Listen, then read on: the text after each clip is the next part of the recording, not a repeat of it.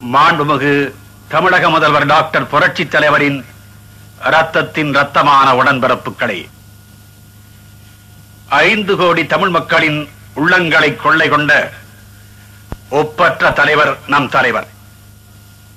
ஆம், அவரை புரட்சி தலைவர் என்பார், பொன்மான செம்மல் என்பார், எங்களின் தங்கம் என்பார், ஏழைகள் தெய்வம் என்பார், அள்ளி கொடுத்த வள்ளல் என்பார், அண்ணாவின் இதயக்கனி என்பார், மக்களின் திலகம் என்பார், மகுடம் தரிக்காத மன்னர் என்பார்.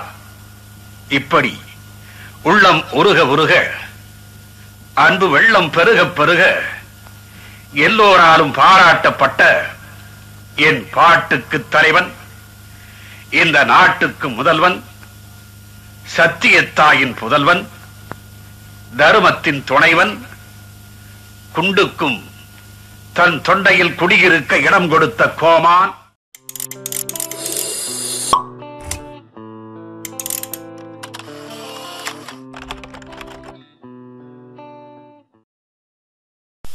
இதோ புரட்சி தலைவர் பேசுகிறார். இந்த மாபெரும் கூட்டத்தின் தலைவர் மாவட்ட செயலாளர் கண்ணன் அவர்களே, மாண்புமிகு அமைச்சர் பொன்னையன் அவர்களே, தன்னுடைய குரல் வழக்காலும் சொல்லுகின்ற முறையாலும் அண்ணாவினுடைய கொள்கைக்கு சொந்தக்காரராகவும் இருக்கின்ற சுப்பிரமணியன் குழுவின் கலை நிகழ்ச்சியில் பங்கு கொண்டுள்ள கலைஞர் நண்பர்கள், கலைஞர் எனக்கு நண்பர் தான்.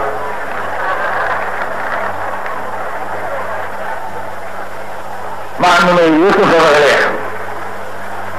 சட்டமன்ற மேலவை உறுப்பினர்களே, கழக முன்னோடிகளே, நான் எடுக்கின்ற நல்ல முடிவுகளுக்கெல்லாம் எனக்கு பக்கத்துணையாக எப்போதும் இருக்கின்ற பெரியவர்களே, என்னை வாழ வைக்கும் தெய்வங்களாகிய தாய்மார்களே,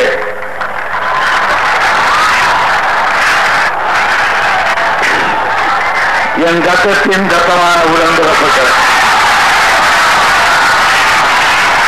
உங்கள் அனைவருக்கும் என்னுடைய பணிவான நன்றியையும் வணக்கத்தையும் இந்த நேரத்தில் வெளியிட நான் கடமைப்பட்டிருக்கின்றேன். நல்ல ஒரு நிகழ்ச்சியிலே கலந்து அதை பரிமளக்க செய்கின்ற நல்ல பண்பாடு உள்ள மக்கள், அது மட்டுமல்ல படித்த பட்டம் பெற்ற அனுபவம் உள்ள, படிக்க தெரியாத, படித்தும் வேலை இல்லாத, இந்த நாட்டை எதிர்காலத்தில் பாதுகாக்க வேண்டிய இளைஞர்கள், குழந்தைகள் அத்தனை பேரையும் நான் இங்கே இந்த கூட்டத்தை காணுகின்ற நேரத்தில் எனக்கு இதய தெய்வம் பேரறிஞர் அண்ணாவின் நினைவு வருகிறது. அவருடைய கூட்டங்களில் தான் இப்படிப்பட்ட அமைதியும் அறிவார்ந்த மக்களையும் பெரும்பாலும் நம்மால் காண முடிந்திருக்கின்றது. அதை மீண்டும் இந்த திருச்செங்கோடு பகுதியில் நான் காண வாய்ப்பு தந்த, சந்தித்து என் கருத்துக்களை வெளியிட நல்ல வாய்ப்பு தந்த, சிறப்பாக இந்த மேடையையும் ஒளிபெருக்கியையும் ஒளிவிளக்குகளையும் தங்களுடைய திறமையால் மக்களுக்கு அமைதி ஏற்படுகின்ற நிலையில் வாய்ப்பை ஏற்படுத்தி தந்த அத்துணை நுணுக்க திறமையாளர்களுக்கும் நான் வார்த்தையும் வணக்கத்தையும் தெரிவிக்க கடமைப்பட்டிருக்கின்றேன். இங்கே நான் என்னென்ன பேச வேண்டும் என்று நீங்கள் எதிர்பார்த்திருக்கிறீர்களோ அதை கழக நண்பர்கள் புள்ளி உரங்களோடு சொல்லி முத்தாய்ப்பு வைத்ததோ நமது சட்ட அமைச்சர் பொன்னையன் அவர்கள் நேரில் வாரியாக குறிப்பிட்டு, இந்த அரசு உங்களுடைய அரசு நீங்கள் நியமித்த அரசு, எந்த அரசை நீங்கள் நம்பி இந்த பணியை ஆற்றி உங்கள் கடமையை செய்யுங்கள் என்று அமைச்சிருக்கின்றீர்களோ அந்த தொண்டர்களாகி நாங்கள் என்ன செய்திருக்கின்றோம், என்ன செய்ய வேண்டும் என்று ஆசைப்படுகின்றோம், செய்ய இருக்கின்றோம் என்பதை அவர் கோடிட்டு காண்பித்துவிட்டு உட்கார்ந்திருக்கின்றார்கள். ஆகவே என்னுடைய வேலை மிக சிறந்தமானது என்று நான் கருதுகிறேன். ஆனாலும் பலர் பலவிதமாக அவ்வப்போது பேசும்போது நம்பிக்கை உள்ளவர்களுக்கு கூட சில சமயம் சந்தேகம் ஏற்படுவது இயற்கை. பேசும் திறமை மிக பெற்றவர்கள், இலக்கிய நயத்தோடு பேசும் ஆற்றல் பெற்றவர்கள், இலக்கிய ஆதாரங்களை எடுத்து வைக்க திறம்பட அதிலே உணர்ந்து கொண்டிருப்பவர்கள் தங்களுடைய பேச்சு வன்மையால், எழுத்து திறமையால் மக்களுடைய மனமாற்றத்தை கூட சில சமயங்களில் திசைவிட்டு விட முடியும் என்பதை உருவாக்க முடியும் என்பதை நாம் ஆங்காங்கே காணுகின்றோம். அந்த நிலைமையை நான் சில நாட்களுக்கு முன்பு பத்திரிகைகளில் பார்த்தேன். இங்கே நான் பகிரங்கமாகவே சொல்ல விரும்புகின்றேன். நண்பர் கருணாநிதி அவர்கள் இங்கே பேசியதாகவும் சில கருத்துக்களை எடுத்து சொன்னதாகவும் ஊரை போக்க வேண்டும் என்பது அவர் எவ்வளவு அக்கறை கொண்டிருக்கிறார் என்பதையும்,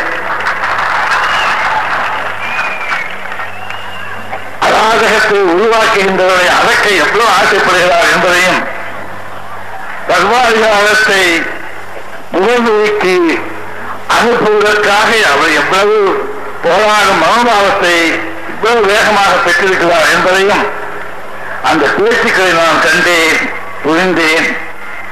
ஆனால் ஒரு திகைப்பணியர் ஏற்பட்டது. அண்ணாவின் தம்பிகள் கூடுமான வரையில் தன்னுடைய பலவீனத்தையும் சொல்லி அண்ணாவை போல், அதே நேரத்தில் தன்னுடைய கொள்கையையும் சொல்லி, நாட்டில் நடந்தவற்றை சொல்லி, நடப்பவைகளை சொல்லி, இப்படி போனால் இப்படி நடக்கும் என்று தன்னுடைய அனுபவத்திலே இருந்து மேற்கோள்களை எடுத்துக்காட்டி அவர் பேசுவார்களானால் அவர்தான் அண்ணாவின் தம்பி என்று நான் கருதுகின்றேன். நாங்கள் 77 ஒரு தேர்தல் அறிக்கை வைத்தோம். அதை செய்வதற்கு எங்களுக்கு வாய்ப்பு தந்தார்களா என்றால் 2 ஆண்டு காலம் தினமும் ஒரு போராட்டம் என்பதற்கு பதிலாக தினமும் ஒரு போராட்டம் அல்ல 3-4 போராட்டம் என்று பல்வேறு இடங்களில் வைத்து திருடனை கண்டுபிடிப்பதற்கு காவல்துறையினர் பண்ணியிருக்க முடியாது. ஒரு நல்லவருக்கு ஆபத்து விடாமல் இருக்க பாதுகாப்பு கொடுக்க முடியாது. ஏதாவது கள்ளக்கடத்தல் நடப்பது என்றால் அதை தடுக்க முடியாது. ஏன் எங்கே பார்த்தாலும் போராட்டம், எங்கே பார்த்தாலும் மறியல், பேருந்துகளே வேலை நிறுத்தம், மின்சாரத்துறையிலே வேலை நிறுத்தம், ஆசிரியர் துறையிலே வேலை நிறுத்தம். எல்லோருமா என்றால் இல்லை. இவ்வளவு லட்சக்கணக்காக கூறியிருக்கின்றீர்களே, இங்கே 2 பைசைக்காரர்கள் இருந்து கூப்பாடு போட்டால் நம் கவனமெல்லாம் அங்கேதான் செல்லும். இது இயற்கை. இங்கிருந்து ஓடுவார்கள், என்ன என்று தெரியாமல் பெண்கள் திணறுவார்கள், இளைஞர்கள் பயந்து வெளியே வரும்போது நெருக்கப்படுவார்கள் ஓடுகின்ற பெரியவர்களால். இவ்வளவு குழப்பங்கள் ஏற்படும். யாரா 2-3 பைசைக்காரர்களா? இன்று காலையில் நடந்தது. டெல்லியில் இருந்து நாடாளுமன்ற தலைவர் இந்த பாராட்டு விழாவிலே கலந்து கொள்ள வேண்டும் என்று வந்திருக்கிறார். அங்கே என்ன நிலைமை என்பது உங்களுக்கு தெரியும். அங்கே இருக்கின்ற சிவசங்கர் என்ற அமைச்சர் இந்த காலையில் இங்கே வந்திருந்தார். ஒன்றுமில்லை, ஒரு பைத்தியம். அந்த நாடாளுமன்ற உறுப்பினர் பேச தொடங்கிய போது கூச்சல். எல்லோரும் அங்கே ஓடி அந்த பைத்தியத்தை வெளியே கொண்டு போவதற்கு முன்னால் அலறி, ஆனால் என்ன அநியாயத்தை தூக்கி கொண்டு போகிறார்கள் என்று பத்தவர்கள் சொல்ல, அதாவது எதிர்க்கிறார்கள். இந்த நிலைமை ஒரு 15 நிமிடம் அல்லது 10 நிமிடம் அங்கே நிலவியது. அதற்கு பிறகு அமைதி. ஒரே ஒரு நபர். எதற்கு சொல்லுவார்கள் என்றால், இங்கே வெடிகளை போட்டு மத்தாப்புகளை கொளுத்தி நல்ல வேலை நண்பர்கள் வேண்டுகோளுக்கு இணங்கியிருக்கின்றார்கள். அவர்கள் நன்றி சொல்கின்றேன்.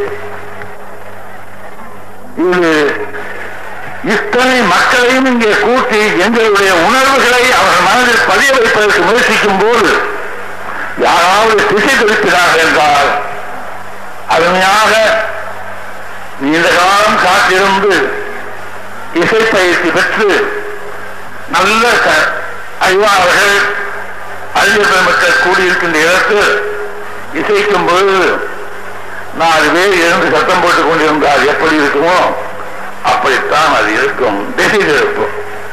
அது அவருக்கு எவ்வளவு கொலைகால பழியாக தோன்றும் என்பதை ஒவ்வொருவரும் நினைத்து பார்க்க வேண்டும். அதுக்காகத்தான் சொன்னேன். இவருடைய மாபெரும் கூட்டத்தை பார்த்தவுடனே எனக்கு அண்ணாவின் ஞாபகம் வந்தது என்றால் அவர் பேசுவதற்கு எழுந்திருக்கும் போது சில கூட்டங்களுக்கும் குழப்பங்களுக்கும் ஒரு 5 நிமிடம் பேசுவதற்குள் அது எப்படித்தான் அமைதியாக அமையுமோ எனக்கு தெரியாது. அவர் பேசி முடிந்து உட்கார்ந்து எழுந்து போகிற வரையில் அந்த அமைதி இருக்கும்.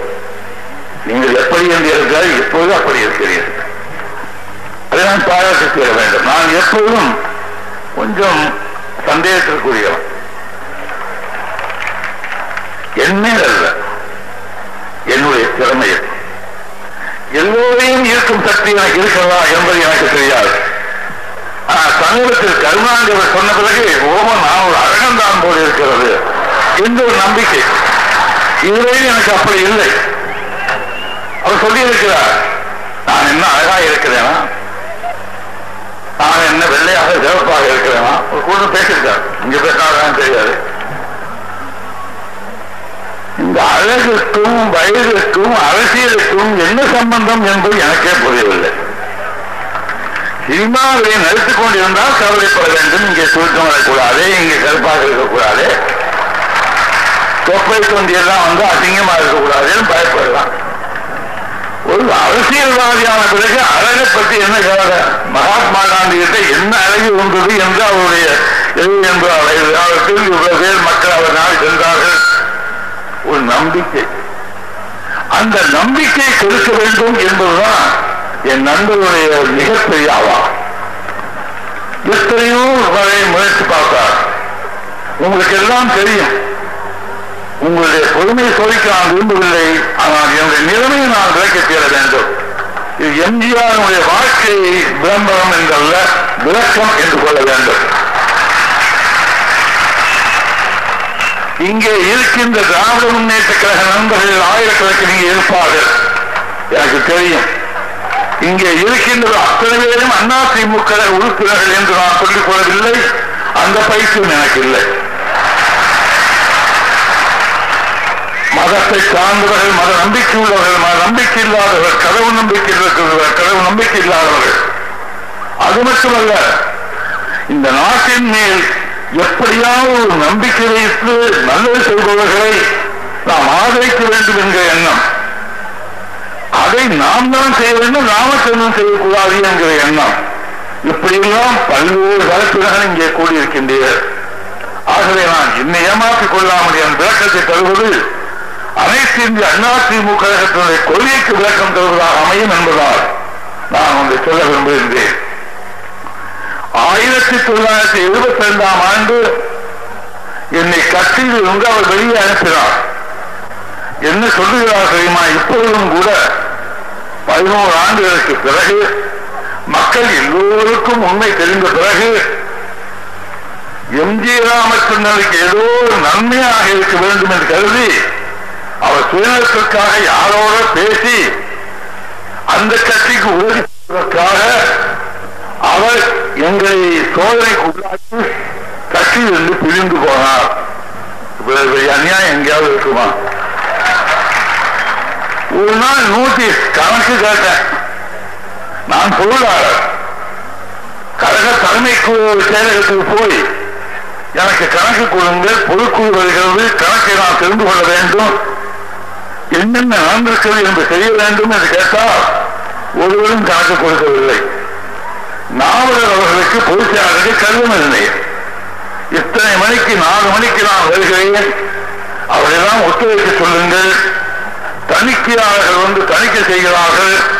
நான் அந்த இடத்தில் இருக்க வேண்டும், எனக்கு கணக்கு செய்ய வேண்டும் என்று கடிதம் எழுதினேன். மன்னிக்கவும், இந்த கடிதம் முதல் நாள் எழுதினேன். நான் படப்பிடிப்பிலே ஷூட்டிங்ல இருந்தேன். 1 மணியோடு அந்த வேலையை நிறுத்திவிட்டு அவர்களுக்கு அவசரம், பல தயாரிப்பாளருக்கு மேக்கப் எல்லாம் அழித்துவிட்டு புறப்பட இருக்கும்போது பத்திரிகைக்காரர் சொன்னார்கள், உங்களை கட்சியில் இருந்து நீக்கி வைத்திருக்கிறார்களாமே.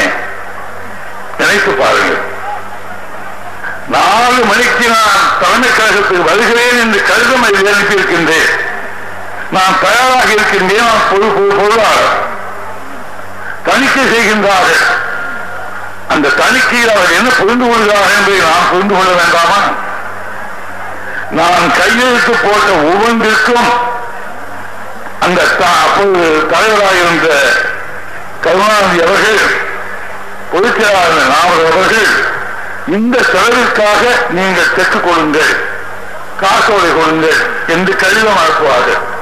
அதை கையில் பெற்றுக்கொண்டுதான் அந்த தொகைக்கு நான் கையெழுத்து போடுவேன். இவ்வளவு அக்கறையாக எச்சரிக்கையாக நான் இருந்தேன். அதனால் நான் கணக்கு கேட்க வேண்டும், ஏதாவது தப்பு சொல்லிவிடக் கூடாது, பொதுக்குழு கருதியில் என்மேல் கெட்ட பேர் வரக்கூடாது என்பதற்காக கேட்டேன். காலையில் 11-12 மணிக்கு எனக்கு செய்தி வருகிறது, பத்திரிகையாளர் வந்து உங்களை கட்சியிலிருந்து நீக்கி வைத்திருக்கின்றார்கள். 72ஆம் ஆண்டு. நான் என்ன தவறு செய்தேன்? கட்சிக்கு பாதகத்தை உண்டு பண்ணுவதாக நீ காரியம் செய்கிறீர்கள். இன்னும் 15 நாட்களில் இதற்கு எங்களுக்கு பதில் வர வேண்டும். சஸ்பெண்ட் பண்ணுவதற்காக ஒரு கேள்வி ஏற்படுறது அதிகாரத்தில். அது மாதிரி அனுப்பி பதில் பெற்று பரிசீலித்து வேண்டுமா வேண்டாமா உன்னை வைத்துக் கொள்ள வருமா என்று சஸ்பெண்ட். இது தற்காலிகமான நீக்கி வைப்பதற்காக வந்து சமாதானத்துக்கு வந்தார்கள். மாணவன் வந்தார். அப்போது மாணவன் அங்கே இருந்தார். வந்தார். ராம வீரப்பன் அவர் வந்தார்கள். நான் சொன்னேன், ஒரு வருத்தம் தெரிவித்து விடுங்கள், நீங்கள் பொதுக்குழுக்காருங்கள். குற்றம் செய்யாதவன் வருத்தம் தெரிவிக்க முடியாது. நான் என்ன குற்றம் செய்தேன்? காமராஜர் அவர்கள், எதிர்க்கட்சி தலைவர்கள் எல்லாம் எங்கே பார்த்தாலும் பேசுகிறார்கள், ஊழல், இந்த ஆட்சியில் ஊழல் மறைந்துவிட்டது, நாங்கள் நிரூபிக்க முடியும் என்றெல்லாம் பேசினார்கள். பல பேர் நம்பும்படியான நிலைமையும் வந்தது. அதை கண்டு நான் சொன்னேன், ஒரு பொதுக்கூட்டத்தில் 7ஆம் தேதி என்ற நினைவு பொதுக்கூட்டத்தில் பேசினேன். பொதுக்குழுவே ஒரு குழுவை அமைக்க வேண்டும், நன்றாக கவனித்துக் கொள்ளுங்கள். பொதுக்குழு தேர்ந்தெடுக்கின்ற ஒரு குழு, அந்த குழு இதை பற்றி பரிசீலித்து யார் யார் லஞ்ச ஊழலுக்கு ஆளாகி இருக்கின்றாரோ அவர் கட்சியை விட்டு நீக்கப்பட்டும் அவர் மீது அரசு நடவடிக்கையும் எடுக்க வேண்டும். அப்படி குற்றச்சாட்டுகளுக்கு ஆளாகாமல் நாங்கள் நிரபராதிகள் என்பதை அவர் நிரூபிப்பதற்காக ஒவ்வொரு கூட்டத்திலும் அங்கே மேலே போட்டு அவர்களை அழைத்து நாங்கள் விசாரித்தோம், இந்த குற்றச்சாட்டு நிரூபிக்கப்படவில்லை என்பதை அரசின் சார்பாகவும் கழகத்தின் சார்பாகவும் 2 மேடைகளில் அவருக்கு மாலை போட வேண்டும். இதை நான் சொன்னேன். கருணாநிதியை விசாரிக்க வேண்டும் என்று சொன்னேனா? அமைச்சர்களை விசாரிக்க வேண்டும் என்று சொன்னேனா? அது ஒன்றிய செயலாளர்களை விசாரிக்க வேண்டும் என்று சொன்னேனா? கட்சியில் ஒட்டுமொத்தமாக காப்பு வாசல் என்றார்களே அதிமுதல் வரை அதை வைத்து அப்படிப்பட்ட எல்லோரையும் விசாரிக்க வேண்டும். இதை வேறுபாடு பார்க்கக்கூடாது. இதை சொன்னேன். என்னுடைய நன்மைக்காக அல்ல, என்னையே விசாரியுங்கள் என்று பேசினேன் மேடையில. 10ஆம் தேதி இப்படி ஒரு கடிதம் அல்ல செய்தி, பிறகு கடிதம் நீக்கிவிட்டோம் என்று பத்திரிகையாளர் சொல்லிவிட்டு எனக்கு கடிதம் வந்தது. சரி, 15 நாள் தவறு இருக்கிறது, பதில் சொல்லிக் கொள்வோம், அதற்குள் இந்த 3-4 நாள் பொதுக்குழு செயற்குழு முடியட்டும் என்று நான் சொல்லிவிட்டேன். பொதுக்குழு முடிந்த உடனே அந்த இரவே மாலையில் பொதுக்கூட்டம் நடக்கிறது. மக்கள் திரண்டிருக்கின்றார்கள். கடற்கரையில் கருணாநிதி சொல்கிறார், அண்ணா போகும்போது அந்த இதயத்தை என்னிடம் கொடுத்து விட்டார்கள். அந்த இதயத்தில் இருந்த அந்த கண்ணு வந்து துளைத்து விட்டது, ஆகவே தூக்கி எறிகிறேன் என்றார்கள். நினைத்து பாருங்கள், நான் என்ன தவறு செய்தேன்? மக்களுடைய நம்பிக்கை பெறுவதற்கு நம்மை புண்ணியப்படுத்திக் கொள்ள, நம்முடைய நிலைமையை தெளிவுபடுத்திக் கொள்ள தவறு செய்தவரை நீக்கிவிட்டு நல்லவரை வைத்து கட்டி நடத்த வேண்டும் என்று என்னையும் உள்ளிட்டு சொன்னேன். இது தவறா? இதற்குத்தான் எனக்கு தண்டனை. அதை செய்துவிட்ட அந்த கலைஞர் இன்றைகளும் சொல்லுகிறார், மக்கள் எல்லாம் நன்மைக்காக என்று. இதற்கு ஏதோ ஒரு நன்மைக்காக, அதாவது அவர் உள்ள கருத்து எப்படி சொன்னார், காங்கிரஸோடு ஏதோ நான் பேசிக் கொண்டேனா, ஆகவே காங்கிரசுக்கு நல்லவனாக நடந்து எனக்கு இருக்கிற இன்கம் டாக்ஸ் தொகையை தீர்த்துக் கொள்வதற்காக மறைமுகமாக அதற்காக நாம் பேரம் பேசிக்கொண்டு திமுக கழகத்தை குறைக்க வேண்டும் என்று கருதி செய்து நானாக வெளியே போய்விட்டேன். அது தீர்ந்து போனார். சட்டசபையிலே கூட கிருஷ்ணமூர்த்தி எம்எல்ஏ பேசினார். உடனே மறுத்து சொன்னேன். இன்னும் அவருக்கு அந்த பாவத்தை புகழ்ச்சி இதை சொல்லுங்கள் என்றார்கள். எம்ஜி ராமச்சந்திரனை அனுப்பவில்லை, அவர் போய்விட்டார் சுயநலத்துக்காக. நீங்கள் ஒன்றை நினைவில் வைத்துக் கொள்ள வேண்டும், நான் சம்பாதித்த பொருளை செலவு செய்து அதற்கு வருமான வரி கட்ட என்னால் முடியாவிட்டால் நான் யாருக்காலும் விடமாட்டேன். என் சொந்த சொத்தை விற்காவலாய் தீர்ப்பேனே தவிர எனக்கு நீங்கள் தயவு காட்டுங்கள் என்று மன்னிக்கவும் கலைஞரை போல் நான் கேட்க மாட்டேன். வழக்கை வாபஸ் வாங்குங்கள் என்று மொரார்ஜி தேசாயை போய் கேட்டார். நான் இன்னும் சொல்கிறேன், மொரார்ஜி தேசாய் இருக்கின்றார். மறைந்து விட்டவரை ஏற்றுக்கொண்டு சாட்சிக்கு அழைக்கவில்லை. இது ஏன் சொல்கிறேன் என்றால், உங்களை பார்த்தபோது என்னுடைய தாயும் தந்தையும் என்னுடைய தெய்வமும் இங்கே அத்தனைமாக சொல்கிறீர்கள். ஆகவே உங்களிடம் உண்மை சொல்லியாக வேண்டும். அவர் சொன்னார், என்னிடம் கருணாநிதி வந்தார், தண்ணீர் உள்ள வழக்கை வாபஸ் வாங்க வேண்டும் என்று கேட்டார். நான் கேட்டேன், நீங்கள் தவறு செய்திருக்கிறீர்களா? உன்னை கருணாநிதி சொன்னார், இல்லை தவறு செய்யவில்லை. அப்படியெல்லாம் வழக்கு மன்றத்திற்கு போய் ஜெய் சொல்ல வேண்டியதானே, எதற்காக வாபஸ் வாங்க வேண்டும்? நாங்கள் வாபஸ் வாங்கிவிட்டால் உங்களுக்கு மேலும் கெட்ட வேறு வரும், அது வேண்டாம், வழக்கு மன்றத்தை வெற்றி பெறுங்கள் என்று சொல்லிவிட்டார்.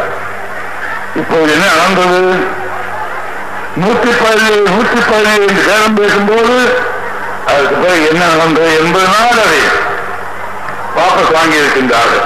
அது அந்தமையாவுடைய கண்ணியம். இப்போது அவர்களே இருக்கின்ற இவருடைய கட்டுப்பாடு நல்லுணர்வு, அது அது அரசியல். இவர் சேர்ந்தால் தேர்தலுக்காக அல்ல, நான் என் மனசாட்சி சொன்னால் எனக்கு சுயநலம். எனக்கு எதற்காக அந்த சுயநலம் வர வேண்டும்? மக்கள் எனக்கு நான் சினிமாவிலே நடிக்கும் போது ஆதரவு தரவில்லையா? எனக்கு லட்சக்கணக்காக பல தயாரிப்பாளர்கள் பணம் தரவில்லையா? எத்தனையோ பேர் உதவி செய்து சொல்கிறார்கள். இப்போது இருப்பதை என் கையிலிருந்து அதிகமாக கொடுத்திருப்பேன் என்று சொல்கிறார்கள். ஏது பணம்?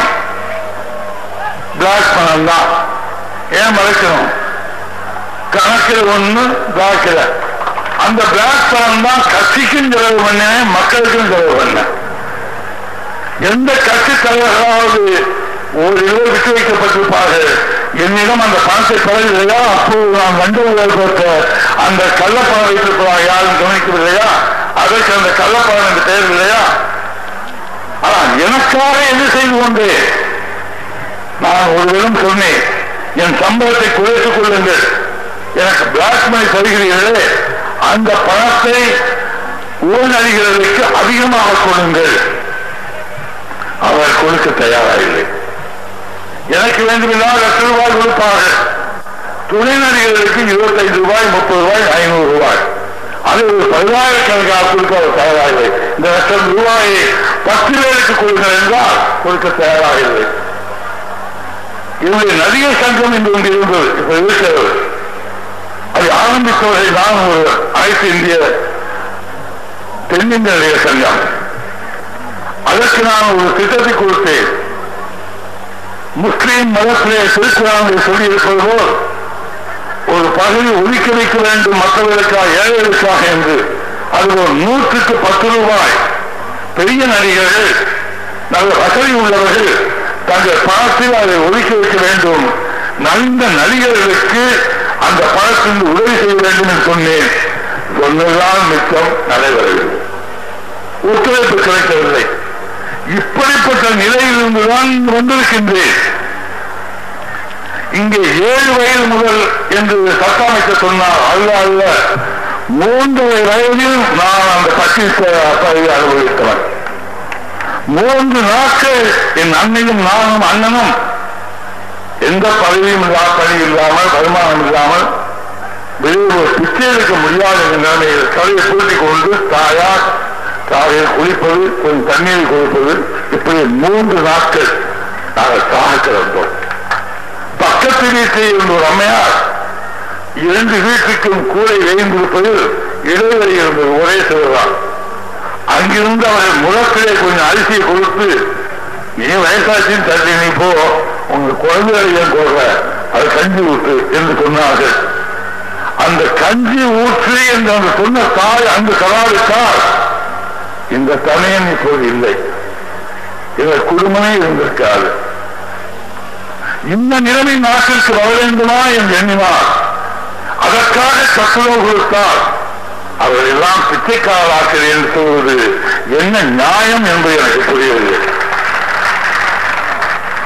நேற்றைய முன்தினம் நான் தோட்டத்தை விட்டு வெளியே புறப்படும் போது ஒரு 11 வயது பெண் வந்திருந்தது.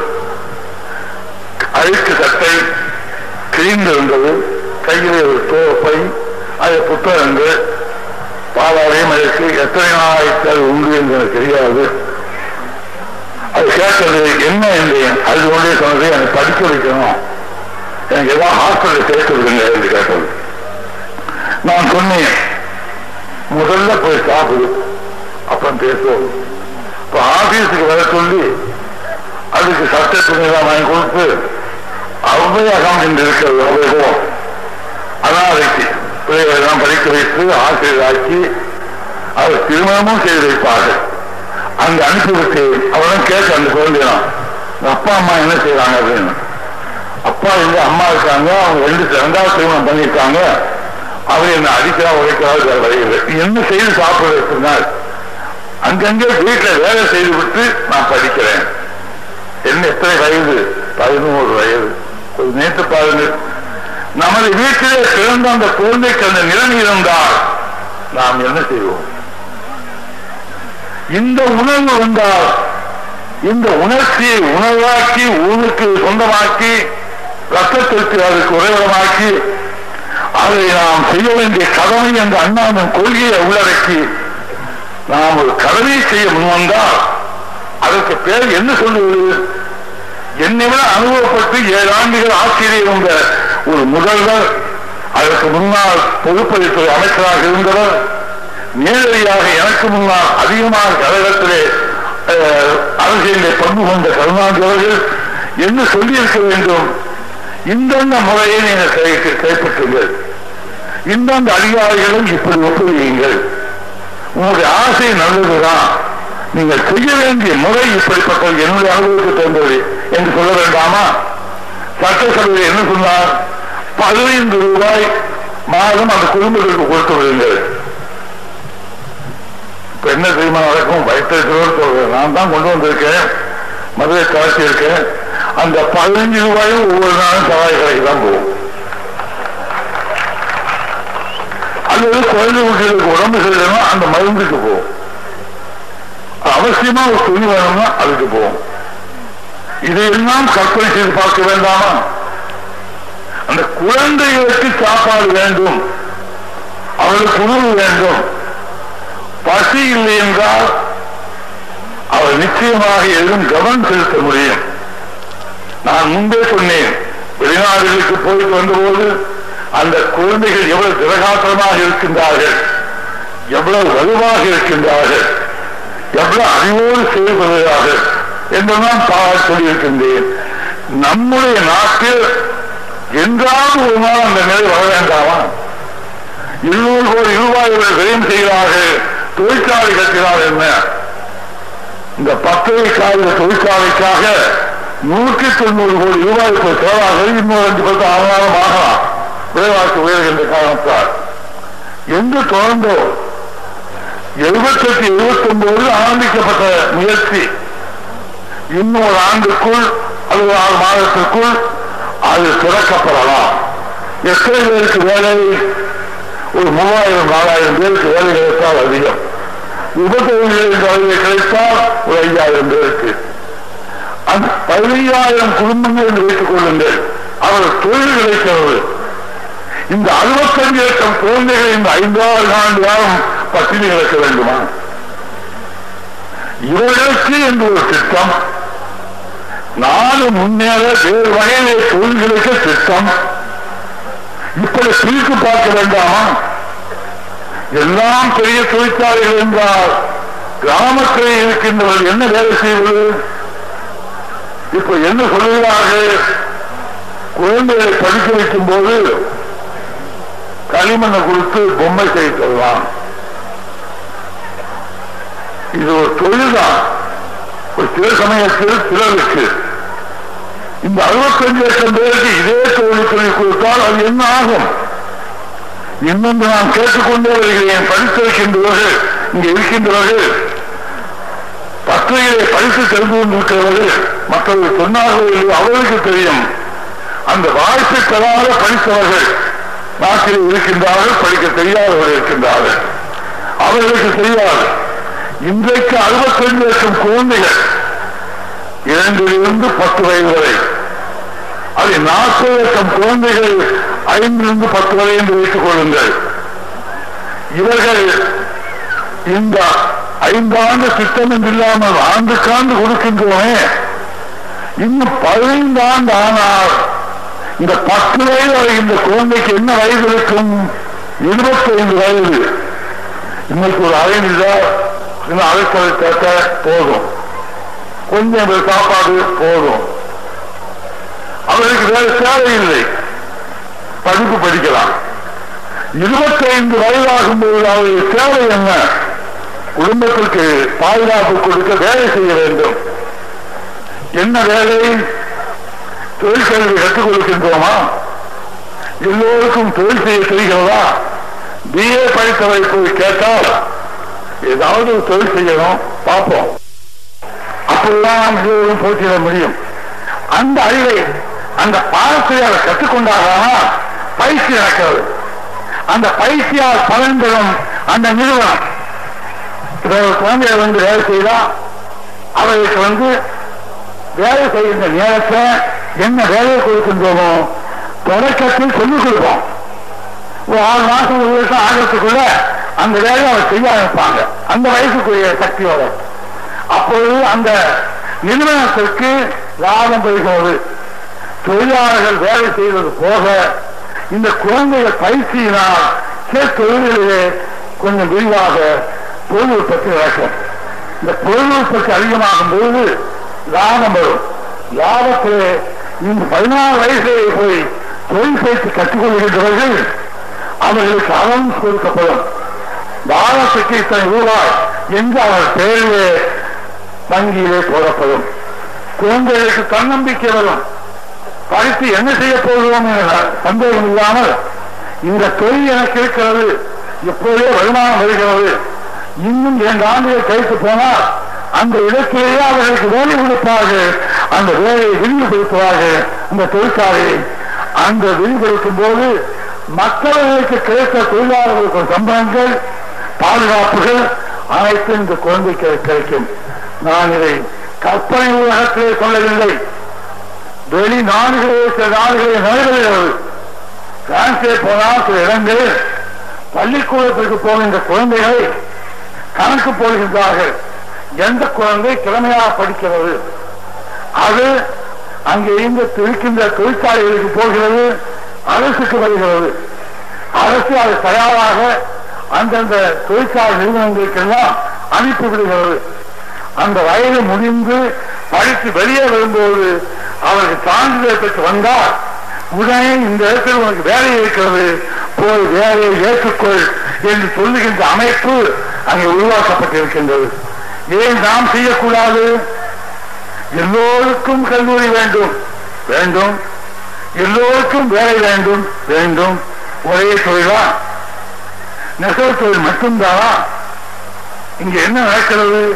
ஒரு தொழில் ஆரம்பித்து அதை லாபம் கண்டுவிட்டால் எல்லோரும் அதே தொழிலுக்கு போய்விடுகிறார்கள்.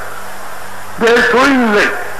பின்னால் ஒரு 5-6 ஆண்டுகள் கழிந்த பிறகு பொருள் ஜாஸ்தியாக வந்துவிட்டது, அறிவு உற்பத்தியாகிவிட்டது, யாருக்கும் அது வேலை கொடுக்க முடியவில்லை. என்று சம்பளம் அறிவு கொடுக்க வேண்டியிருக்கிறது.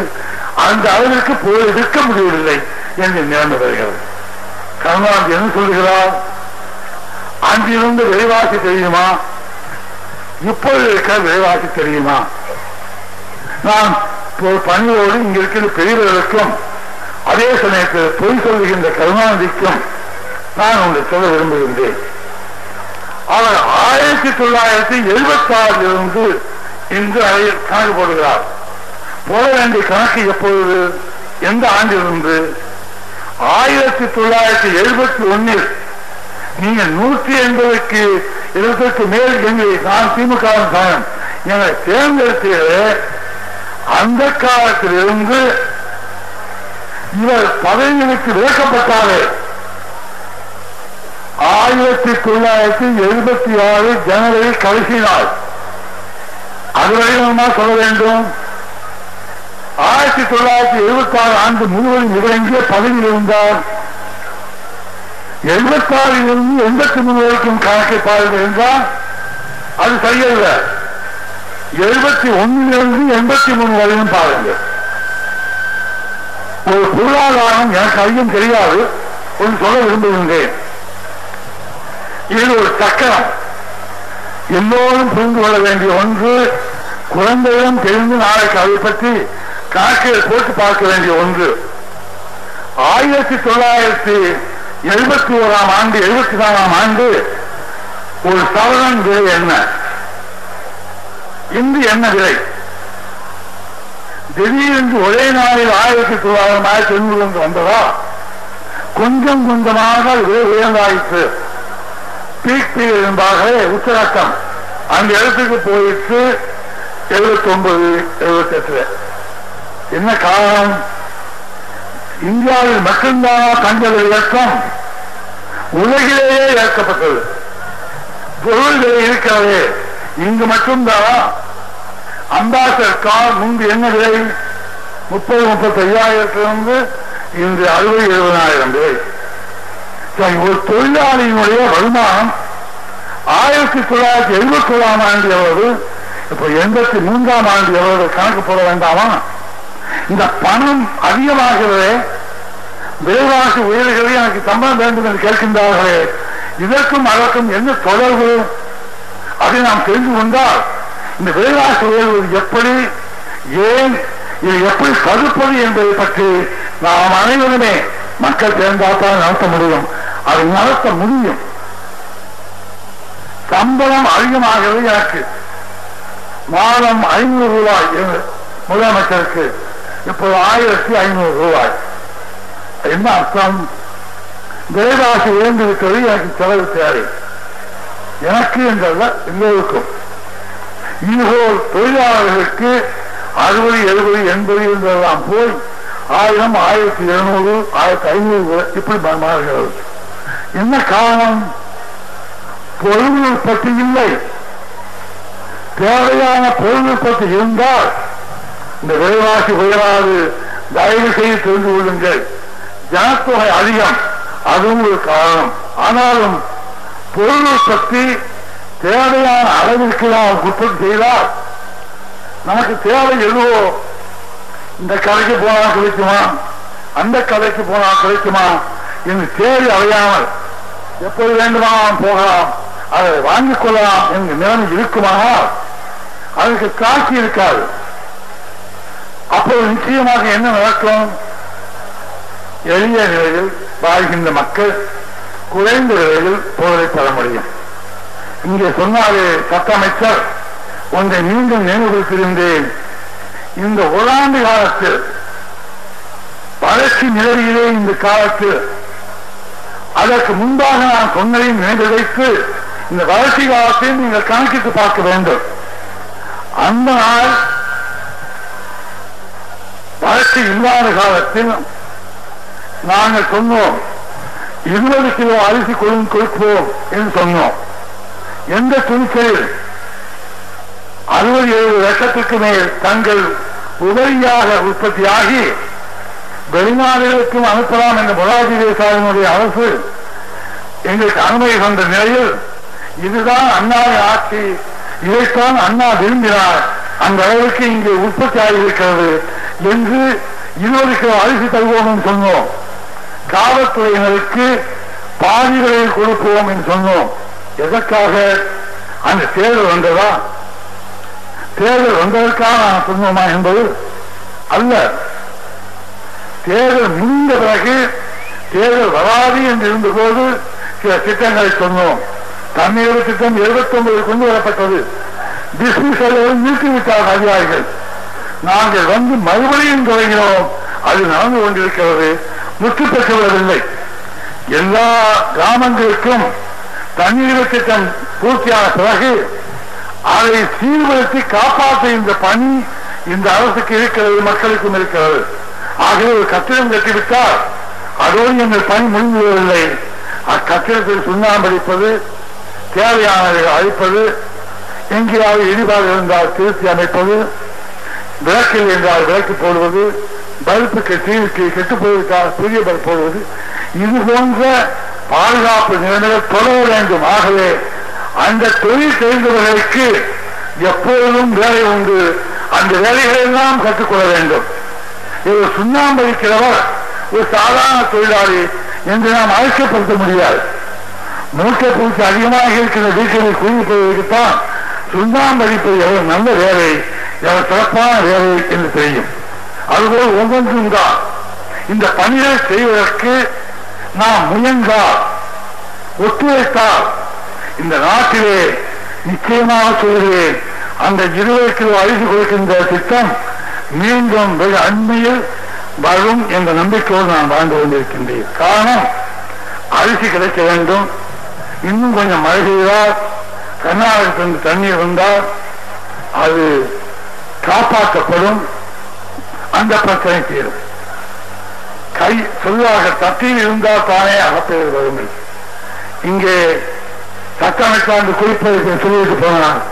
அரிசி இல்லை என்று சொன்னார்கள். நாங்கள் அவங்களுக்கு கொடுக்கவில்லை, ஆகவே இவர்கள் கொடுக்கவில்லை. நியாயம் என்றால் கருணாநிதி ஒரு தமிழன் சொல்லலாமா? நான் தவறு செய்தேன் என்று வைத்துக்கொண்டு செய்யவில்லை. தவறு செய்தேன் என்றாலும் தமிழகத்திற்கு அரிசி வேண்டும் என்பதற்காக எங்களோடு ஒத்துழைத்திருக்க வேண்டாமா? இதில் அந்த நிலைமை ஏற்றிருந்தால் நாங்கள் சும்மா இருப்போமா? நாடாளுமன்றத்தில் இவங்க பிரச்சனை அவர்கள் எழுப்பினாலும் நாங்கள் ஒத்துழைக்கவில்லையா? ஆசை தம்பி இருக்கும் பொழுது அவர்களுக்கு திரும்ப நான் வழிமொழிகிறேன் என்று சொல்வதற்கு ஆள் இல்லாமல் நீங்கள் செய்கிறீர்கள். ஒருவர்தான் இருந்தார். அப்போது நாடாளுமன்றத்தில் நாங்கள் 19 பேர் இருந்தோம். இவர் சொல்லுகிறாரே திமுகவை சேர்ந்தவர்கள் நாம் ஆதரிக்க கூடாது என்று இருந்தோமா? நாங்கள் தான் அவர் தீர்மானத்தை ஆதரித்து வழிமொழிந்தோம். என்ன காரணம்? தமிழகத்திற்கு நன்மை பயக்க வேண்டும். கருணாநிதி என்ன சொல்கிறார்? இந்த அதிமுக அரசு மத்திய கோட்டாவிற்கு அரிசி ஒதுக்கவில்லை, ஆகவே அவர் எப்படி கொடுப்பார்கள்? தமிழன் பேசலாமா? மறுபடியும் கேட்கிறேன், கருணாநிதி ஒரு தமிழன், அவர் பேசலாமா? என்ன நியாயம்? முதலில் மக்களுடைய வறுமையை போக்குவதற்கு ஒத்துழைப்பு, நீ தவறு செய்தவன், நீ அங்கே இருப்பதற்கு லாயக்கலை என்று சொன்னால் அது நியாயம் இருக்கிறது என்று நாம் ஒத்துக்கொள்ளலாம். நான் பட்டினி இழந்து சொல்லுகிறேன், அங்கே உண்ணாவிரதம் இருந்து மக்களுக்கு சொல்லுகிறேன், நாங்கள் 2 லட்சத்துக்கு மேற்க அரிசியை மத்திய தொகுப்புக்கு கொடுத்தோம். மீண்டும் கொடுத்த போது வேண்டாம், நீங்கள் வெளிநாடுகளுக்கே விட்டுக் கொள்ளுங்கள் என்று அந்த அரசு சொல்லிட்டு, ஆகவே எங்களுக்கு நீங்கள் அரிசி தேவைக்கு தந்தாக வேண்டும். அப்போது சொல்லுகிறார், பின்னால் என்று முடிவில் குத்துவது போல இவர் செய்தது தவறு, விளம்பரப்படுத்திக் கொள்ளுகிறார், மக்களுடைய நம்பிக்கை பெறுவதற்காக இந்த சென்று செய்கிறார். இவரெல்லாம் அதற்காகத்தான் செய்கிறார்கள். நியாயத்தில் இவர்கள் கொடுக்கவில்லை சொல்லலாமா? கொடுத்தோம் என்ற ரிக்கார்டை நான் படிக்கிறேன். எந்தெந்த கடிதங்கள் எழுதினோம், எப்படி எப்படி கொடுத்தோம், எப்படி பெற்றுக் கொண்டார்கள், எந்தெந்த கிட்டங்களை வைத்திருந்தோம் என்பதெல்லாம் பட்டியல் போட்டு அதிகாரமாக இங்கே சொல்வதை விட அங்கே இன்னும் இந்த சட்டமன்றத்தை சொன்னால் பேச வேண்டும். அங்கே சொன்னேன், கொள்கையும் ஏற்றுக்கொள்ளவில்லை. சங்கலிங்கனாக ஏற்றுக்கொண்டார் திமுகவை சேர்ந்த உறுப்பினர் அங்கே எதிர்கட்சி தொடராக மேற்கொள்ள என்றார். அவன் நியாயம்தான் என்றார். ஆனால் கருணாநிதி சொல்கிறார்கள் தவிர இது அநியாயம், இது அவர் கட்சிக்காக செய்கிறார்கள், நாட்டு மக்களுக்காக. அரிசி கேட்பது எனக்கா? எனக்கு அவ்வளவு தெரிகிறதா? நான் லட்சக்கணக்கான டன் சாப்பிட அரிசியை சாப்பிடுவதற்கு நான் குண்டோக்கிறேனா? எனக்காக நான் கேட்கிறேன்னா? எனக்கு 10 நிமிஷம் இருந்து பழக்கம். சினிமா நடிக்கும் போது கொஞ்சம் சதை போட்டு விட்டால் ஒரு 40 நாள் வெறும் கீழே சாப்பிட்டு நான் இருந்துருவேன், உண்மையை வச்சுருவேன். இப்படி பழகி வைக்கணும், எனக்கு அதுவும் தெரிகிறது. ஆனால் கருணாநிதி அவர்கள் தமிழன் தமிழன் என்று சொல்லிக்கொண்டு தமிழ்நாட்டுக்கு எவ்வளவு துரோகம் செய்கிறார் என்பதை நீ ஒவ்வொன்றிலும் கணக்கு போட்டு பார்க்க வேண்டும். இதோடு இன்னொன்று சொல்கிறேன், இந்த குழந்தைகளுக்கு சத்துணவு போடுகின்றோமே, எந்த ஜாதி என்று பார்த்து போடுகின்றோமா, எந்த கட்சி என்று பார்த்து போடுகின்றோமா, எந்த மதம் என்று பார்த்து போடுகின்றோமா? யார் யார் ஏழையாக இருந்து சாப்பாடு இல்லாமல் கஷ்டப்படுகின்றார்கள் அந்த குடும்பத்திற்கு, தொழிலுக்கு போக வேண்டிய அவசரத்தில் இருக்கின்ற தாய்மார்கள் உள்ள குடும்பத்திற்கு அந்த உணவுகள் சேரட்டும், குழந்தைகளுக்கு கிடைக்கட்டும் என்று மட்டுமல்ல, முதியவர்களுக்கு வயது வந்தவர்கள் இந்த உதவி பணம் யார் யார் வாங்குகிறாரோ அவர்களுக்கும் மதிய உணவு கொடுக்கிறோம் என்றால் அது தமிழ்நாட்டுக்கு செய்கின்ற துரோகமா? இப்படியே கொடுத்தால் நாடு என்ன ஆகிறது? ஒன்றும் ஆகாது. இந்த திட்டத்தை நிறைவேற்றும் போதே இவர்களுக்கு கல்வியோடு தொழில் பயிற்சியும் கொடுத்து அந்த தேவைக்கேற்ப இன்றே இந்த ஆண்டு முதல் அடுத்தாண்டு முதல் சிறு தொழில்கள் ஒன்றிணைக்கின்ற பெரிய தொழில்கள், மிகப்பெரிய தொழில்கள் உருக்காக போன்ற இப்படிப்பட்ட தொழில்களையும் நாம் தயாரிக்க வேண்டும், உற்பத்தி செய்ய வேண்டும், தோற்றுவிக்க வேண்டும். இந்த 3 கடமைகள் இருக்கின்றது. தேர்தல் காலத்தை சொன்னாலே நிறைவேற்றினாரா கேட்கிறார், எதை நிறைவேற்றவில்லை. அதை விட கருணாநிதி கேட்கிறேன், தேர்தல் அறிக்கையை சொல்லாதே செய்கின்றேனே அதை ஆதரிக்கிறீர்களா? எவ்வளவு திட்டங்களை நாங்கள் புதிதாக சொல்லியிருக்கிறோம். கைப்பிடங்களை கட்டுவோம் என்று சொன்னோம், கட்ட துவங்கி இருக்கிறோம் ரூபாய் என்று ஒதுக்கி வைத்துவிட்டு பணம் வேண்டாமா?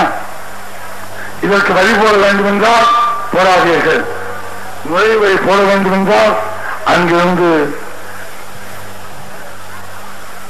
சொல்லுவேன் வியாபாரிகள் போராடியர்கள் என்கிறார்கள்.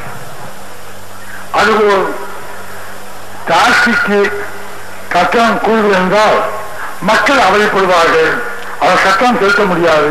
சரி, துணிகள் மற்றவைகள் பெரிய குடும்பத்திலிருந்து வாங்குகிறார்கள், சாதாரணமாகவும் விசேஷ நாட்களில் வாங்குகிறார்கள். அதுக்கு 2 பைசா 5 பைசா என்று போட்டால் ஐயோ வரி உயர்த்தி விட்டானே. அதே சமயத்தில் இன்னொரு எனக்கு தூண்டுவதாக தெரியுமா, நீ வேலை நிறுத்தம் செய். நன்றாக கவனிக்க வேண்டும் ஆயிரம். ஒரு பக்கம் வேலை நிறுத்தம் செய், இன்னொரு பக்கம் வரி போடாதே. புதிதாக கிணறை வைத்து குழாய்கள், மருத்துவமனைகள், அங்கே பள்ளிக்கூடம் கட்டு, பணத்துக்கு நான் இங்கே போவேன். இதை இருக்கின்ற மக்கள் அனைவரும் புரிந்து கொள்ள வேண்டும். கேள்வி கேட்பது ஒழிவு, செயல்முறையிலே செயல்படுகின்றவர்கள் அதற்கு தேவையான வாய்ப்பு வசதிகளை பெற வேண்டாமா? எத்தனை கோடி ரூபாய் என்று இருந்ததை நாங்கள் எத்தனை கோடி ரூபாய்க்கு வருமானத்தை உயர்த்தியிருக்கிறோம், வரி போட்டா எண்ணெய் விலை அதிகமாகிவிட்டது என்கிறார்கள். அந்த விலை உயர்த்துகிறவர்கள் அரசா நடுத்தர வர்க்கத்தை இருக்கின்றவர்கள் வியாபாரிகளா? வியாபாரிகள் உயர்த்துகின்றார்கள். அந்த வியாபாரத்தை அரசு எடுத்துக்கொண்டால் இந்த வரி விலைவாசி உயராது. நான் வியாபாரிகள் வாழ வேண்டாமா? அவருக்கு என்ன தொழில்? புதிதாக வியாபாரம் தொடங்கியிருந்தாலே அவருக்கு என்ன வேலை வாய்ப்பு? அவர் பிஏ பட்டம் பெற்றவர் அல்ல, இந்த தொழில் நுணுக்கங்களை தெரிந்தவர்கள். அப்போது நாங்கள் என்ன செய்ய வேண்டும்? அவர்கள் மனதை மாற்ற வேண்டும். மக்களை நேயுங்கள், லாபத்தை எழுங்கள், அபரிமிதமான லாபத்தை எதிர்பார்க்காதீர்கள், குறைத்துக் கொள்ளுங்கள். அதே சமயத்தில் உற்பத்தியை பெறுங்கள். உற்பத்தியை பெருக்கினால் அவர்கள் விலை அதிகமாக வைத்தால் குறைந்த விலைக்கு விற்கின்ற அந்த கடைக்கு போவார்கள். ஆகவே ஒரு நடுநிலைக்கு வந்து நியாயமான விலையை அவர்கள் விலையில் விற்பார்கள். இங்கேயோ வேலை செய்யாதே, மறியல், போராட்டம், சிறைச்சாலைக்கு போவோம். இப்ப சொல்கிறார் 1,00,000 பேர்கள் நாங்கள் சிறைச்சாலைக்கு போவோம். கட்டி வைத்திருக்கிறாரா இவருடைய ஆட்சியில்? நாங்கள் புதிதாக கட்டி கொண்டிருக்கிறோம் என்றால் ஓப்பனர் ஏற்ற மாதிரி இது போன்ற இடங்களில் அங்கே பாதுகாப்பு போட்டுவிட்டு கைதிகள் அங்கே இருக்க வேண்டும். படுப்பதற்கு அவர்களுக்கு அறைகள் இதெல்லாம் செய்ய வேண்டும். அவர்கள் மிருகங்களை போல் எப்போதும் ராட்சசர்களை போல் அடக்கி விடுக்கக்கூடாது. ஏதோ ஆத்திரம் தவறு செய்கிறார்கள், சந்தர்ப்ப சூழ்நிலை, சமூக நிலைமை அவர் குற்றம் செய்கிறார்கள். அவர்களை அந்த நிலைமையில் கவனிக்க வேண்டும் என்ற பழிவாங்கிய நிலைமையில் அந்த சிறைச்சாலைகள் இருக்கக்கூடாது என்று நான் உத்தரவிட்டிருக்கின்றேன். இது எதற்கு சொல்கிறேன் என்றால், நீங்கள் நன்கு சிந்தியுங்கள். ஒரு பக்கம் வேலை நிறுத்தம், அதாவது உற்பத்தியை நிறுத்துவது, ஒரு பக்கம் விலைவாசியை குறையுங்கள் என்பது எப்படி முடியும்? எனக்கு ஒரு சட்ட வேசி தேவை, அது கிடைக்காது என்பது நான் வேண்டாம், ஒன்றை அதிக விலைக்கு வாங்குவோம் என்றுதானே நாம் நினைப்போம். அதுதான் மனித இயல்பு. மனத்தை காப்பாற்றிக்கொள்ள உழ வேண்டும். 4 உடைகள் வாங்குவது போதாக ஒன்றாவது வாங்கிக் கொள்வோம், அதிக விலைக்கு வாங்குகிறோம், விலை உயர்கிறது. இந்த விலை உயரும் பொழுது சம்பளத்தை உயர்த்துகிறோம், சம்பளத்தை உயர்த்தும் பொழுது விலைவாசி உயர்கிறது. ஒரு பவுனுக்கு என்ன விலை என்று நீங்கள் பார்த்தீர்களா? 1971 ஆண்டு ஒரு பவுன் விலை, ஆச்சரியப்படாதீர்கள், 150 ரூபாய். 71. அதுதான் சொன்னேன், 71 83 வரைக்கும் பாருங்க, 12 ஆண்டுகள். கருணாநிதி அவர்களை பதவியிலிருந்து விலக்கிய நேரத்தில் பவுன் விலை 410. விலைவாசி உயர்வில்லை என்கிறார்களே, இந்த தங்கத்தின் விலைக்கும் இந்த பணத்திற்கும் தொடர்பு உண்டு. இதை எல்லோரும் புரிந்து கொள்ள வேண்டும். தாய்மார்கள் நிச்சயமாக புரிந்து கொள்ள வேண்டும். இவரெல்லாம் பத்திரிகை பிடித்தோ அதை வாய்ப்பு இருக்கும், அது பேசி தெரிந்து கொள்வார்கள், பல கூட்டங்களில் போய் தெரிந்து கொள்வார்கள். தாய்மார்கள் தெரிந்து கொள்ள வேண்டும். இந்த பவுன் விலை ஏறும்போது ரூபாயின் மதிப்பு குறைகிறது. இந்த மேலை போடுவதற்கு 500 ரூபாய் போதும் என்றிருந்து 2500 ரூபாய் வர வேண்டும் என்றால் இந்த பொருள்களுக்கு விலை உயர்ந்துவிட்டது, மதிப்பு உயர்ந்துவிட்டது, ரூபாயின் மதிப்பு குறைந்துவிட்டது. இதை தயவு செய்து புரிந்து கொண்டால், ரூபாயின் மதிப்பு ஏன் குறைகிறது? தேவையான பொருள் இல்லை. தங்கம் எளிதாக கிடைக்கும் என்றால் அதற்கு விலை உயர்த்த முடியாது, வியாபாரம் செய்தாக வேண்டும். இந்த நிலைமை வெளிநாட்டில் இருந்து இந்த விலை நிர்ணயம் சுமத்தப்படுகிறது. அப்படியும் இங்கே குறைக்கிறார்கள். அப்படி இருந்தாலும் நான் அதிக நேரம் அங்கே போகவில்லை.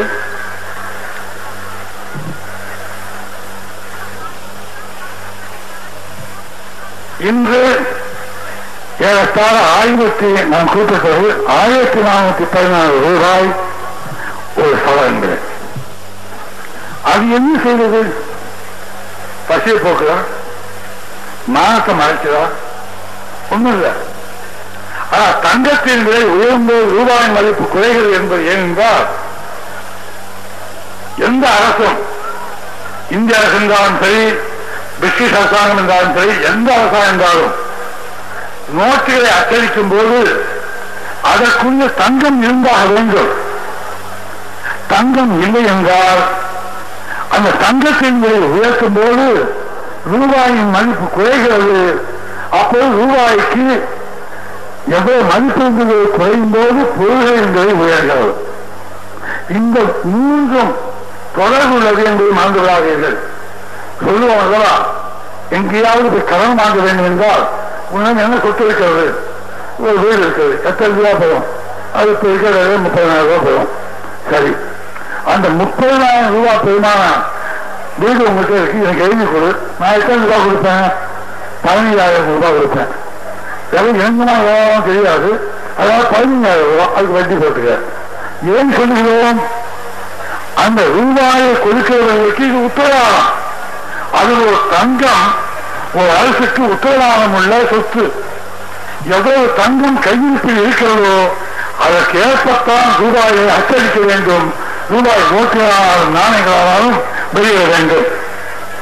அதை மீறி 5,000 கோடி ரூபாய்க்கு என்று அச்சடித்தால் அந்த அச்சடிக்கின்ற ரூபாய்க்கு ஏற்ப 5,000 கோடி மதிப்புள்ள புதிய தங்கங்கள் இல்லை. இருக்கிற தங்கங்களை வைத்துத்தான் அது சொல்ல வேண்டும். காரணம், வெளியே நாணயக்களால் வரும்பொழுது இங்கிருந்து ரூபாய் கொடுக்கின்றோம், அமெரிக்கா டாலர் கொடுக்கிறது என்றால் ரூபாயின் மதிப்பை கணக்கிடுகிறார்கள். இவர்கள் தங்கம் எவ்வளவு விதத்தில் இருக்கிறது, இவரும் எவ்வளவு தங்கம் இருக்கிறது, ஆகவே அதற்குரிய மதிப்பு ரூபாய்க்கு வருகிறது. இங்கே தங்கம் இருப்பை குறைந்து ரூபாயின் மதிப்பு அதிகமாகி போயிருக்கால் முன்பு 8 ரூபாய் என்று சொன்னார்கள் ஒரு டாலர், இப்போது 10, 12 என்று வருகிறது. அப்ப ரூபாயின் மதிப்பு உலக நாடுகளிலேயே குறைந்துவிட்டது. அதை நாம் மானத்தை காப்பாற்ற அந்த தகுதியை பெற வேண்டும் என்றால் பொருள் உற்பத்தியை செய்து அதை வெளிநாடுகளுக்கு அனுப்புவதும் இங்கே மக்களுக்கு கிடைக்க செய்து எளிதாக கிடைக்கிற அந்த பொருளுக்கு குறைத்தால்தான் அந்த தங்கத்தின் மதிப்பு உயரும். தங்கத்தின் மதிப்பு எப்படி உயரும் என்றால் தங்கம் எவ்வளவு இருக்கிறதோ அது நியாயமான விலையில் அச்சடித்த நோட்டுகள் தான் இருக்கின்றன. இதை மறந்து விடாதீர்கள். இதை வைத்துக் கொண்டு பொருளாதாரத்தை பற்றி பேசுகின்றவர்கள் தயவு செய்து கொஞ்சம் சிந்தித்து பார்த்து மனசாட்சியோடு மக்களுக்கு உண்மையை சொல்ல வேண்டும். அந்த மனசாட்சியை சொல்லும்போது நான் உங்களுக்கு சொல்லுகின்றேன், நான் மனசாட்சியை நம்பி வாழுகின்றேன். என்னை தூற்றுகிறவர்களுக்கும் இந்த காலை பேசினார்கள். என்னை வெளியே தூற்றிக் கொண்டிருப்பவர்கள் என் வீட்டுக்கு வந்தால் நான் உதவி செய்திருக்கேன் என்று ராம வீரப்பன் அவர்தான் அதுக்கு அப்போது கணக்குப்படியாக இருந்தார். கணக்குப்படினா மேனேஜர், அவரும் சொல்லிக் கொடுக்க சொல்லுவேன். அதை அவர் செய்வார். அதை சுட்டி காட்டினார். வெளியே திட்டினவர் என் வீட்டுக்கு ஒரு நாள் வந்து கல்யாணத்துக்கு பண்ண வேண்டும் என்றார். எவ்வளவு வேண்டும் என்று கேட்டேன். அவர் சொன்ன தொகையை கொடுங்கள் என்று சொன்னேன். இது ஏன் என்றால் நான் கேட்டிருக்கேன் பழைய நிலையில் பல பேரிடம் ஒரு 100 ரூபாய் கடன் கொடுங்க, ஒரு மாசம் தந்துடுறேன். அது கேட்க வேண்டிய நிலையில் இந்த ராமச்சந்திரன் இந்த நாட்டில் அந்த நிலையை எண்ணி பார்க்கும்போது அதற்கு வேறு வகையில் அவர் வாழ்வதற்கு வழி செய்ய முடியுமா என்பதை நான் தினம் தினம் சிந்தித்துக் கொண்டிருக்கிறேன் என்பதை உங்களுக்கு சொல்லிக் கொள்கிறேன். இன்று எனக்கு தேவை அதுதான். வேலை செய்ய பழகிக்கொள்ள வேண்டும், வேலை கற்றுக்கொள்ள வேண்டும். வேலை கற்றுக்கொள்வது மட்டுமல்ல, அந்த கற்றுக்கொண்டவர்களுக்கு வேலை தயாராக இருக்க வேண்டும். படித்து நற்சான்றிதழை பெற்று எங்கே கேட்பது, யாரும் கேட்பது, எத்தனை மாதம் இறங்குவது, வேலைக்காரி இல்லை போல் அது இருக்கக்கூடாது. அது முன்னாலே உத்தரவாதம் இருக்க வேண்டும். அந்த இளைஞன் அல்லது பெண் சிறுமி படிக்கும் போது அந்த அவருக்கு ஏற்ற தொழிலை, எனக்கு வக்கீல் தொழில் தான் பிடிக்குதுன்னா நான் படிக்கணும். இல்லை நீ இந்த ஜாதி உனக்கு எந்த தொழில் போதும் கூடாது. நீ விவசாய மகன், நீ விவசாயத்தை தெரிந்து கொள்ள கூடாது. அந்த இளைஞன் உள்ளத்தில் எந்த ஆசை இருக்கிறதோ, எந்த ஆர்வம் இருக்கிறதோ அதையும் கற்றுக் கொடுக்க வேண்டும். இந்த பொருள்கள் உற்பத்தியாவது என்னுடைய திட்டத்தை சொல்லிவிடுகிறேன். அன்றாடம் மக்களுக்கு தேவையான பொருட்கள் உற்பத்தியாக வேண்டும். ஒரு காலை கொடுத்து ஒரு பானைக்கு போதாக ஒரு இலவச பாத்திரம் எடுத்துக்கொள்ளுங்கள். இது ஒரு 15 வருஷத்துக்கு உரையாதுன்னு சொன்னா அந்த தொழிற்சாலை என்ன ஆகும்? அவர்கள் திரும்ப அந்த பொருளை வாங்க வேண்டும். மக்களுக்கு செலவழிக்க வேண்டும். பெருஞ்செலவாக இருக்கக்கூடாது, அளவுக்கேற்ற செலவாக இருக்க வேண்டும். தயாரிப்பவர்களும் குறைந்த விலைக்கு தயாரிக்க வேண்டும், தொழில்நுட்பத்தோடு தயாரிக்க வேண்டும். கல்கத்தாவிலே நான் போயிருக்கின்றேன் 2-3 முறை. அங்கு 3 மாதம் 4 மாதம் என்றால் தங்கியிருக்கின்றேன்.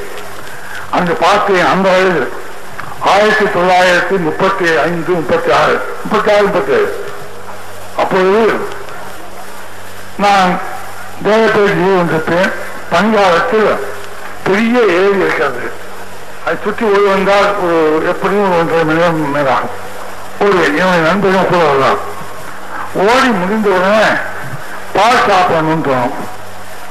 அங்கிருந்து பக்கத்தில் உள்ள பால் கடைக்கு செல்வோம். நேரிலேயே காய்ச்சி கொண்டிருக்கின்ற பால் ஆவையோடு இருக்கும். அதை எடுத்து கொடுப்பார்கள். முதல் நாள் சாப்பிட போகும்போது கோவம் வந்தது. ஒரு சட்டி பானை, அந்த மண் சட்டியிலே எனக்கு கொடுத்தாங்க. ரொம்ப மெலிசா இருந்தது, எல்லாமே வெயிட்டே இல்லை. அந்த பால் ஊற்றி கொடுத்து சாப்பிட என்றார்கள். என் நண்பர் சாப்பிட்டார், என்னோட பெரியவர். நான் கேட்டேன், என்னங்க சட்டியே சாப்பிடுறேன்னு கேட்டேன். நடக்கிறத பாரு அப்படின்னா சட்டியை சாப்பிட்டேன். சாப்பிட்டு முடிச்சா சோயா இருந்தது, அதையும் நான் ஒத்துக்கொள்றேன். அவர் என்ன செய்தால் கீழே போட்டு உடைத்தார். உடைச்சிட்டேன். நாளைக்கு காசு கொடுத்து வாங்க. இந்த எஸ்சி யாரும் யாரும் சாப்பிட மாட்டாங்க. இந்த எஸ்சி இன்னொருத்தர் சாப்பிடுறதுனால கல்வாம இருந்தா நோய் வெள்ளம் இருந்தா அது வராது. அந்தண்டைக்கு அது பால் சாப்பிட்டு உழைத்து விட்டால் உயர்ந்தவனுக்கு தம்பர், தாக்கப்பட்டவனுக்கு தம்பர் என்ற பேராபையில் இருக்காது. ஒரு நோய் வந்துடுமோ என்ற பயம் இருக்காது. புதிது புதிதாக செய்கின்ற தொழிலாளிக்கு வேலை கிடைக்கும். இதை செய்கிறார்கள். நான் பாராட்டினேன். இப்பொழுதும் அது நடக்கிறது. யாரும் அதை தவறு என்று சொல்வதில்லை, யாரும் மறுப்பதில்லை.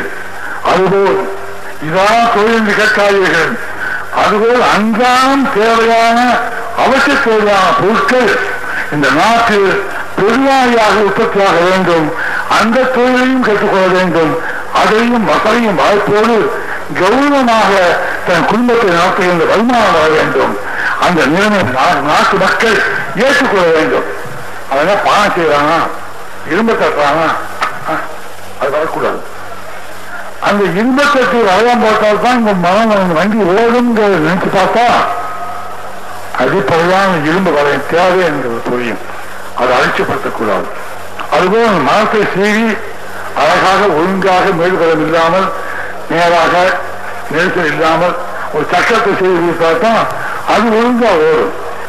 அதுபோல் பேருந்து, taxi, mini bus, mini taxi இவையெல்லாம் நாம் சொல்லுகிறோம் என்றால் இதையெல்லாம் உற்பத்தி செய்யும் போது அதை ரிப்பேர் செய்வதற்கு மெக்கானிக் தேவை.